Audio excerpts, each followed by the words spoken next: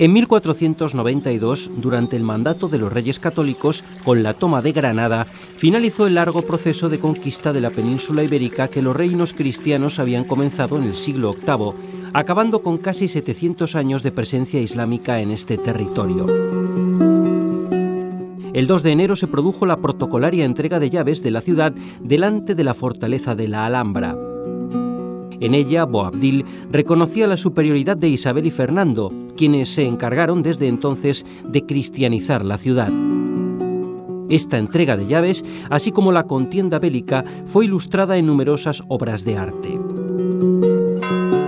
La primera crónica visual del evento la encontramos en los relieves de la sillería del coro bajo de la Catedral de Toledo, obra de Rodrigo Alemán, donde escena tras escena ilustra las distintas batallas vencidas por los ejércitos cristianos, con toda profusión de detalles y posturas, sirviendo de modelo para otras composiciones posteriores, incluso en el siglo XVIII. Tras la conquista de la capital nazarí, se produce un doble fenómeno frente al Islam.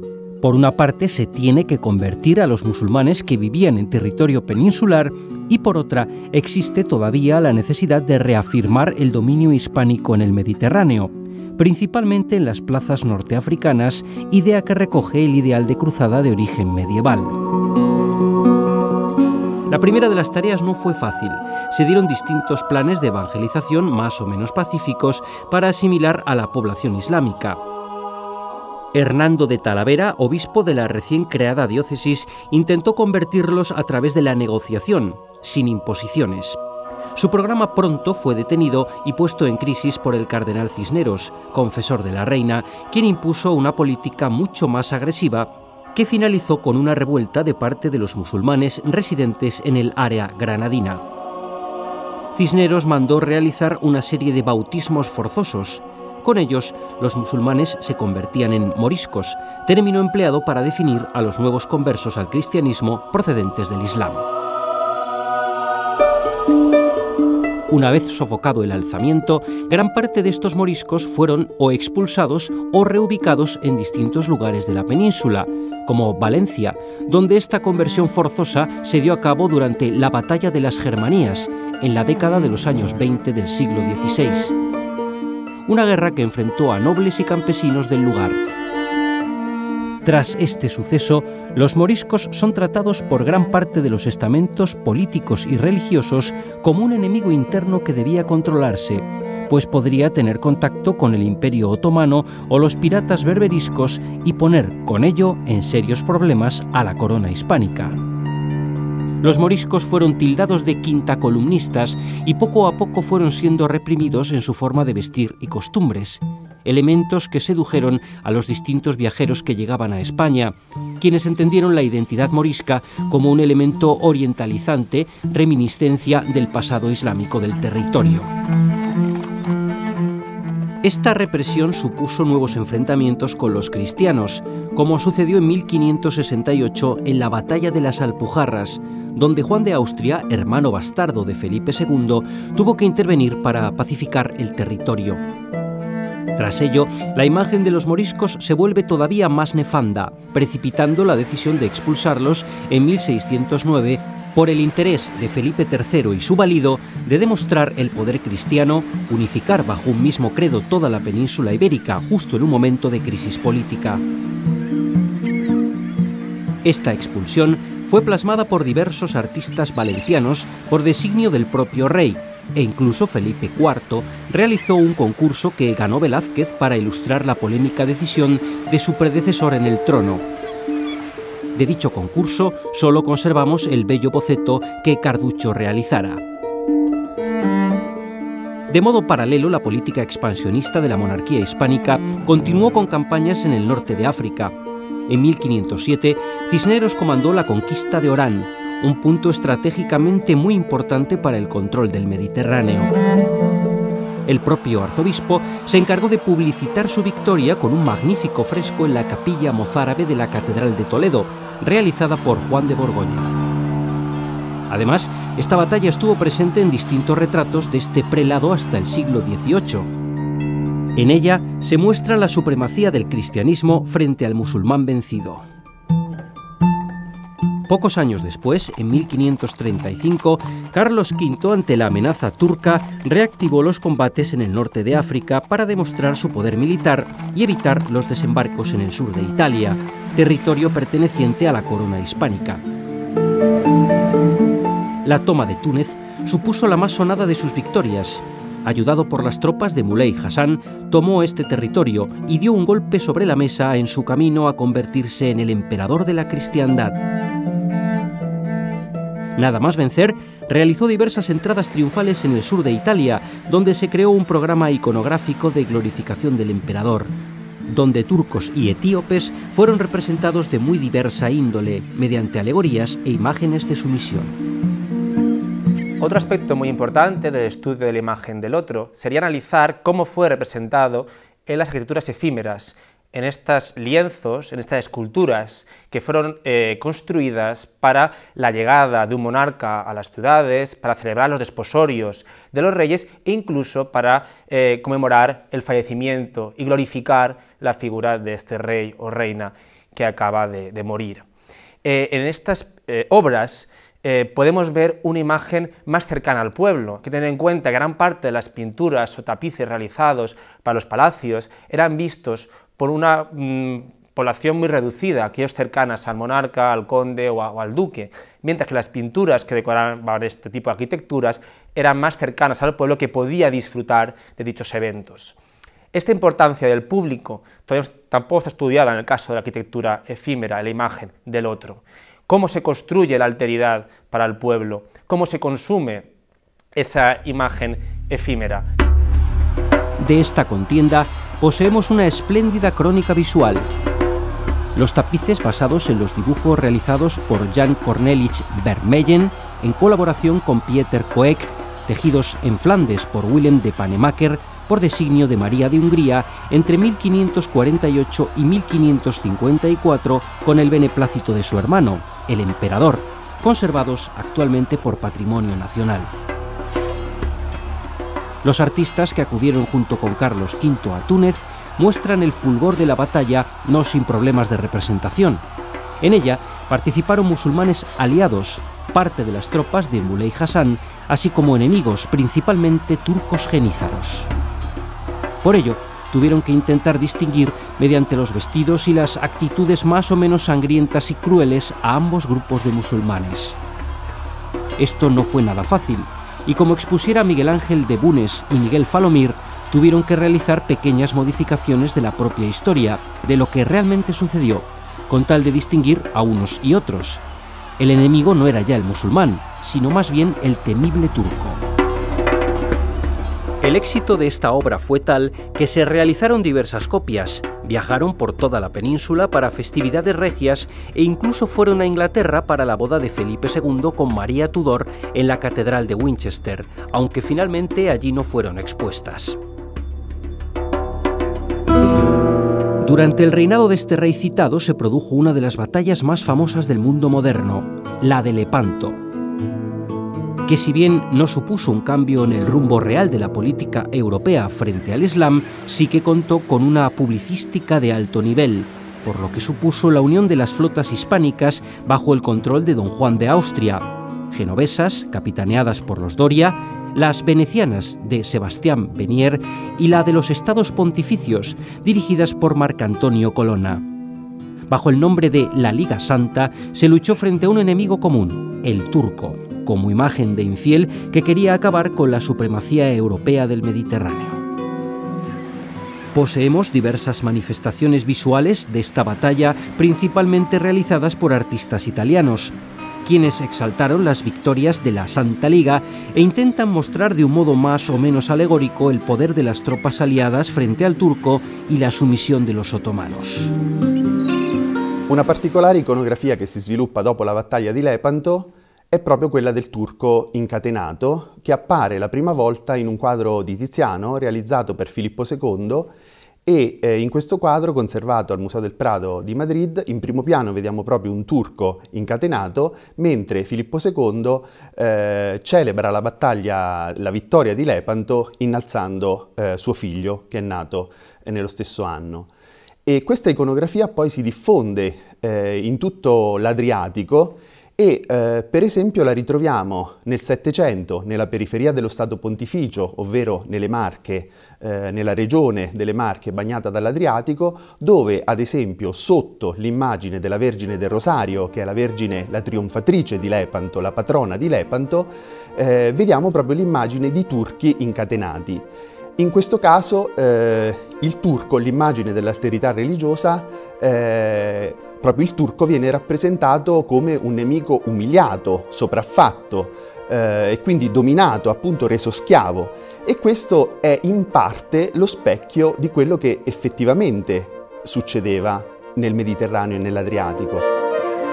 Esta imagen victoriosa se difunde por todo el Mediterráneo, principalmente en Génova, uno de los enclaves estratégicos más importantes. Genova nel 500 e nel 600 era uno stato indipendente, estremamente ricco, militarmente piuttosto debole ed era alleata, subordinata della Spagna. E il potere di Genova, che Braudel definisce proprio per il 500 città dei miracoli, è sempre stato legato al mare, al potere sul mare, alla flotta e così via. Il ruolo dei turchi come rappresentazione era importante ed era anche molto vario, perché troviamo immagini dei turchi come nemico religioso, quindi all'interno di scene bibliche, scene del Nuovo Testamento e così via, ma troviamo anche immagini diverse, immagini per esempio legate alla vita quotidiana degli schiavi che a Genova si trovavano, che lavoravano nel porto, che lavoravano durante i mesi invernali, per esempio, in varie capacità, anche un po' bizzarre e inaspettate. Lo vediamo dalle incisioni, per esempio, come cavadenti, come diciamo lavoratori in qualche modo inseriti nella vita quotidiana. Una de las construcciones que mejor ejemplifica la victoria de la Liga Santa contra los turcos es el Palacio del Príncipe, gracias al patronazgo de los Doria en Génova. En dicho palacio, además, vivieron temporalmente distintos nobles españoles, quienes, admirados por su belleza, intentaron trasladar a sus lugares de origen la iconografia anti-islámica. A Genova il ruolo della famiglia Doria, Doria principe di Melfi, è stato assolutamente unico, particolarmente quello di Andrea Doria, che è stato l'unico signore di fatto della Repubblica di Genova. Quindi Genova rimane una repubblica, però tutto il potere era nelle mani di Andrea. Andrea diventa nel 1528 ammiraglio di Carlo V, generale del mare di Carlo V, e in questo ruolo assurge a un'importanza europea. Dal punto di vista della sua immagine, Andrea a livello personale non commissiona direttamente dipinti o statue che lo rappresentino come trionfatore sui turchi, però lo fanno gli altri. Per esempio, a livello letterario, nell'Orlando Furioso, Ludovico Ariosto cita Andrea come il nuovo Pompeo, colui che difende il Mediterraneo dalla minaccia dei turchi. E poi la Repubblica di Genova, il Senato della Repubblica di Genova, ordina una grande statua celebrativa di Andrea in cui effettivamente lo si vede mentre calpesta il corpo di un turco sconfitto, ed è una statua colossale eseguita dal Montorsoli. Invece Andrea, a livello di committenza di ordini dati direttamente da lui, fa rappresentare direttamente i turchi quando, per esempio, fa disegnare dal suo pittore di corte Perino del Vaga un arco di trionfo per l'arrivo di Carlo V nel 1533, ma quando invece ordina opere per il suo palazzo, il Palazzo del Principe, vediamo che non sia mai la rappresentazione diretta del nemico, quanto invece allusioni attraverso, per esempio, il mito, la caduta dei giganti. I giganti sono stati interpretati come i nemici per eccellenza da Pietro Aretino, da altri letterati dell'epoca, e quindi anche proprio come allusione emblematica ai turchi, oppure con discreti minuti particolari come la mezzaluna posta su alcuni elementi classicheggianti come le panoplie scolpite dei rilievi marmorei. Diverso il caso del suo successore Giovanni Andrea, che anche lui diventa nella seconda metà del Cinquecento generale del mare della corona spagnola ormai di Filippo II, e fa invece rappresentare direttamente i turchi sconfitti per celebrare le glorie della famiglia, in dipinti e anche in una importante serie di arazzi. Este palacio tuvo una importante repercusión en España, pues don Álvaro de Bazán, caballero de Santiago y almirante de las flotas españolas que combatieron en Lepanto, que habitó en él, intentó recrearlo en menor escala en su villa de la ciudad de Viso del Marqués. Para ello encargó todo un programa iconográfico donde entre distintas efigies de turcos aparecían representadas las ciudades que fueron conquistadas por las tropas españolas.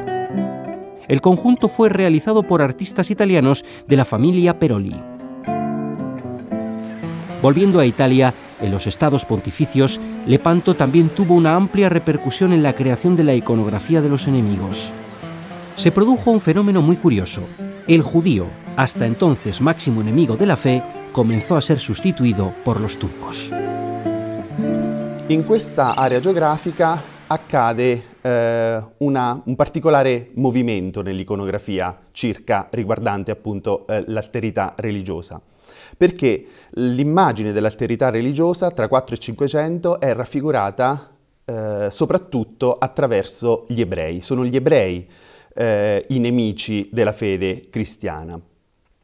Poi però a partire dal 500, soprattutto diciamo verso la metà del 500, il ruolo svolto dagli ebrei all'interno della pittura religiosa, quindi parliamo principalmente di episodi del Nuovo Testamento, viene svolto da turchi ottomani. Quindi vediamo per esempio delle scene neotestamentarie, per esempio la salita al Calvario, dove il ruolo tradizionalmente svolto dagli ebrei, che accompagnano Gesù verso il Calvario, viene svolto in realtà da turchi, che sono chiaramente riconoscibili perché portano delle scimitarre, perché portano dei turbanti, oppure perché hanno il caratteristico ciuffo in testa, che li caratterizza proprio come turchi. Quindi a partire dalla seconda metà del Cinquecento i nemici della fede cristiana nell'iconografia non sono più gli ebrei, ma diventano chiaramente i turchi. Este asunto en España es mucho menos usual. Bien es cierto que poseemos diversas escenas de martirio donde los musulmanes asumen el rol de los judíos, pero se tiene bastante cuidado en su elección, debido a la alta población de origen morisco que podría insurreccionarse ante una iconografía netamente antiislámica. Con el paso de los años, una vez expulsados estos conversos musulmanes, tras firmarse distintas treguas y debido a la gran crisis que sufrió la monarquía de los Austrias en sus últimos años, la imagen del turco deja de ocupar un lugar preponderante en la iconografía regia, quedando relegada principalmente a las figuras de Santiago Matamoros y a las manifestaciones efímeras y festividades locales. Fue entonces, en los primeros años del siglo XVIII, al comenzar la Guerra de Sucesión Española, cuando Portugal aspiró, bajo el reinado de Pedro II, 1683-1706, a ocupar un lugar preeminente en el tablero geopolítico de la Europa del Sur, y con ello a autoerigirse como estandartes de la lucha ante el infiel. Un nuevo proceso de crecimiento se inició en 1690 con el descubrimiento de oro en la región de Minas Gerais, aprovechándose ahora de la nueva riqueza minera del interior de Brasil. Pero fue fundamentalmente durante el reinado de su hijo, Juan V, 1706-1750, cuando se hicieron los más importantes avances en materia diplomática ante la Santa Sede y las rentas de la corona se emplearon fastuosamente en hacer de Lisboa una nueva Roma. Esta política cultural también atrajo a algunos de los mejores artistas italianos del momento, como Filippo Jubarra o Domenico Dupra, al igual que franceses y españoles. Todos ellos se encargaron de difundir esta idea de un Estado preocupado por el control de los mares y de defender el cristianismo ante sus enemigos, para reafirmar su preponderancia frente a otros países que históricamente lo habían hecho. En realidad, prestar atención a la propaganda bélica más o menos explícita en el contexto ibérico, en las circunstancias de la guerra de religión, incluso a principios del siglo XVIII, es enormemente interesante a la hora de buscar imágenes del Islam en esas circunstancias en las que Portugal emerge como potencia militar en el momento en que el Imperio Español todavía se está lamiendo las heridas después de la Guerra de Sucesión. Portugal desarrolla a principios del siglo XVIII, coincidiendo fundamentalmente con el reinado de João V, una intensa actividad diplomática en Roma destinada a hacer visible en la vida política y cultural los intereses del reino. En este sentido se produce un momento álgido de especial interés entre 1716 y 1717, coincidiendo con la batalla en el Cabo Matapán contra la Armada turca, en la que interviene Portugal dando apoyo a las flotas cristianas reunidas por Clemente XI, y es en estas circunstancias en las que se lleva a cabo una serie de carruajes para una entrada triunfal, la del Marqués das Fontes, en abril de 1716, y de las cuales se conservan los 3 coches principales, que tienen unas interesantes imágenes que nos permiten estudiar esta alteridad religiosa, en concreto la imagen del turco y del moro. Con esto vemos una migración del foco principal de la creación de la iconografía del musulmán y turco en la península ibérica y en el Mediterráneo. De la primera amplia producción creada con Cisneros, Carlos V y Felipe II, poco a poco esta política visual de representación del musulmán enemigo deja de ser capital en la iconografía regiopolítica, mientras que Portugal toma un lugar preponderante. En resumen, es importante constatar que la vida política y militar mediterránea estuvo marcada con las relaciones con los turcos y los musulmanes norteafricanos. Los artistas se encargaron de plasmar visualmente estas contiendas y de difundir un odio hacia el enemigo, de crear una propaganda triunfalista. Lejos quedaban las cruzadas medievales, pero su recuerdo se mantuvo a través de estas guerras de religión en la Edad Moderna, unas guerras donde la imagen tuvo un valor fundamental como crónica y difusión de las victorias cristianas.